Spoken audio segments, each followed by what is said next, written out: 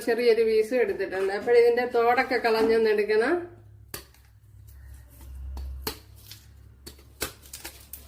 ഇത് ഫ്രിഡ്ജിനകത്തിരുന്നതാണ് കൂട്ടുകാരെ.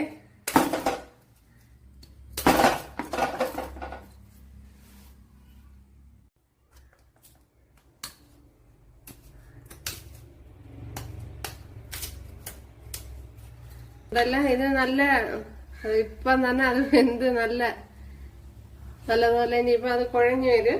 അപ്പോഴതിനു മുമ്പേ മാറ്റണം, കുഴയാൻ പാടില്ല. കപ്പ വെന്തിട്ടുണ്ട്, പക്ഷെ എന്തു കുഴഞ്ഞു പോയിട്ടില്ല. ആ ഒരു കണ്ടീഷനാണ് എടുത്തിരിക്കുന്നത്.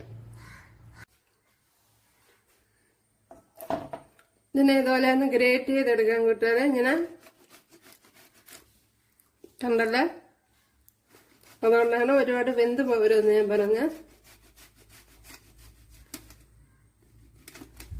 എന്തല്ലേ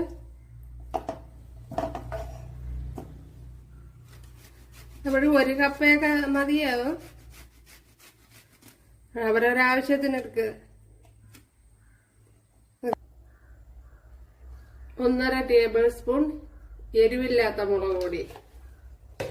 അപ്പൊ ഞാനിപ്പം ചേർത്ത് കൊടുത്തത് എരിവില്ലാത്ത മുളക് പൊടിയാണ്. അതേപോലെ 1 ടീസ്പൂൺ ചാറ്റ് മസാല. എല്ലാ സൂപ്പർ മാർക്കറ്റിലും അവൈലബിൾ ആണ്, ഉണ്ടല്ലോ ചാറ്റ് മസാല. ഇതിലേക്ക് 1/4 ടീസ്പൂൺ മല്ലിപ്പൊടി. ഇതിലേക്ക് ആവശ്യത്തിനുള്ള ഉപ്പ് ചേർത്ത് കൊടുക്കുക. 1/4 ടീസ്പൂൺ സോഡാപ്പൊടി, അത് ഓപ്ഷനിലാണ്.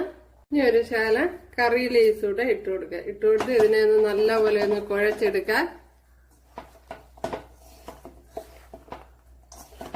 അവിടെ വെള്ളമൊന്നും കണ്ടാലും ചേർത്ത് കൊടുക്കണ്ട.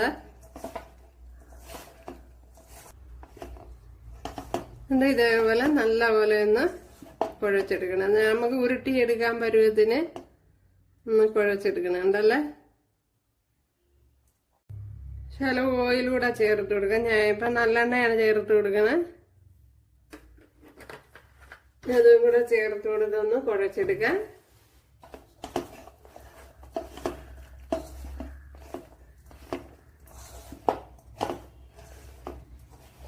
ഓക്കെ, ഇത് തന്നെ മതിയാവും.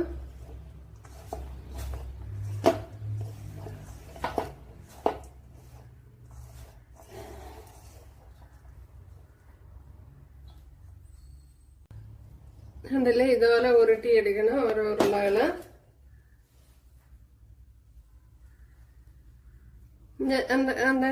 ഞാൻ കയ്യിലെടുത്ത് ഇങ്ങനെ ഉരുട്ടുമ്പോ ഉരുണ്ട്